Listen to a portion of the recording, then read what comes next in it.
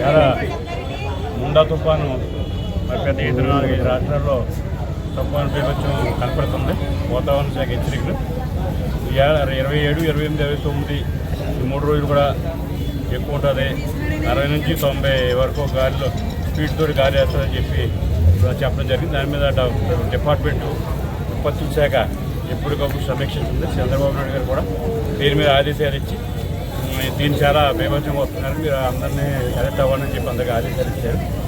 అన్ని జిల్లాలకు కూడా ఇన్ఛార్జ్ మంత్రులు పంపించడమే కాకుండా ఎమ్మెల్యేలందరూ కూడా మరి ఎవరి నియోజకవర్గం గౌరవమని చెప్పడం జరిగింది.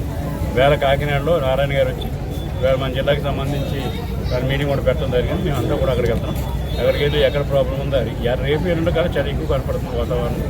లేదా రేపుకి మనం ఎదుర్కొనే విధంగా తుఫాన్ని ఎదుర్కొనే విధంగా సహాయ శాఖ కొన్ని ప్రాంతాలు మునిగిపోయి అలాగే మత్స్యకారులందరూ కూడా ఇప్పటికే బయటికి రమ్మని చెప్పడం జరుగుతుంది.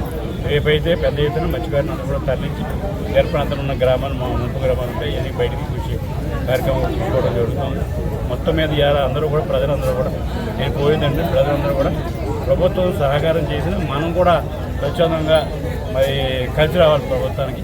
ప్రభుత్వం ఏదైతే ఆదేశాల ప్రకారం మేమందరూ కూడా బయటికి రావాలి, జాగ్రత్తగా ఉండాలి, ఇంట్లో ఉండాలి అని చెప్పి చేసింది.